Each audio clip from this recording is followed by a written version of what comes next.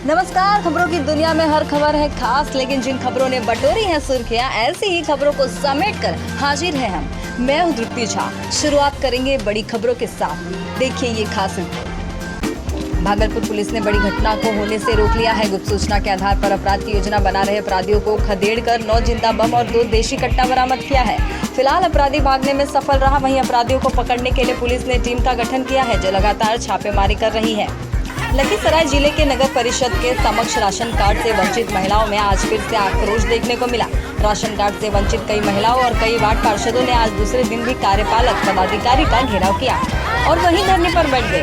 बाद में वरीय पदाधिकारियों के आश्वासन के बाद आक्रोशित महिलाओं को शांत कराया गया। बिहार सरकार के दावों की पोल खोलती है ये तस्वीरें बरसोई स्टेशन की, जहां लॉकडाउन के दौरान दूसरे प्रदेशों से राज्य के मुखिया के रोजगार देने के आश्वासन पर अपने राज्य लौटे मजदूर अब फिर पलायन करने को विवश है। रोजगार नहीं मिलने से मजदूरों को 2 जोन की रोटी भी नहीं नसीब मिल पा रही है और अब ये अपने बच्चों को भूख की तड़प को देखकर फिर से रोजगार की तलाश में पलायन कर रहे हैं।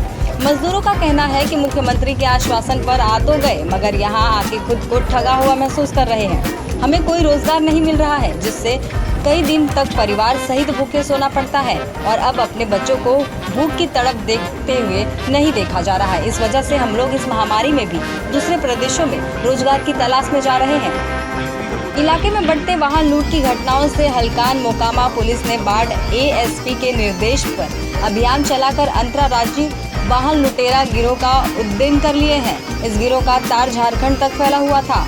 एएसपी के अनुसार इस गिरोह के खिलाफ संचालित अभियान में 3 शातिर लुटेरों को दबोचा गया है, जबकि लूट की 3 बाइक, 1 पिस्तौल, 1 देशी कट्टा, एटीएम कट्टर समेत अन्य सामान भी बरामद किया गया है।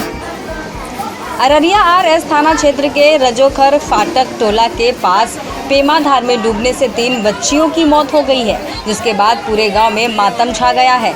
प्रत्यक्षदर्शियों के अनुसार तीनों बच्ची घास काट रही थी, उसी समय किशोरी धार में डूब गई, जिसे बचाने के लिए 2 और किशोरी धार में गई और तीनों ही डूब गई, जिससे तीनों की मौत हो गई। बाद में स्थानीय लोगों की मदद से कई घंटों के बाद तीनों किशोरी के शव को पानी से बाहर निकाला गया। 3 बच्चियों के शव को एक साथ देखकर पूरे इलाके में सन्नाटा पसरा है। सासाराम में एक बार फिर प्रकृति का कहर बरपा है। यहाँ बिजली गिरने से जहाँ 3 लोगों की मौत हो गई, वहीं 2 महिलाएं झुलस गई। मिली जानकारी के अनुसार करगहर के करूप गांव में 35 वर्षीय युवक निरंजन कुमार सिंह की मौत हो गई, जबकि करगहर थाना क्षेत्र के ही छतनी गांव में धान की रोपनी कर रहे एक 20 वर्षीय मजदूर की मौत हो गई। मृतक मजदूर झारखंड के पलामू जिला के छतरपुर का निवासी था। वहीं तीसरी मौत सासाराम के समरडीहा पंचायत के रसूलपुर गांव में हुई है, जहां धान की रोपनी कर लौट रहे एक मजदूर की मृत्यु हो गई।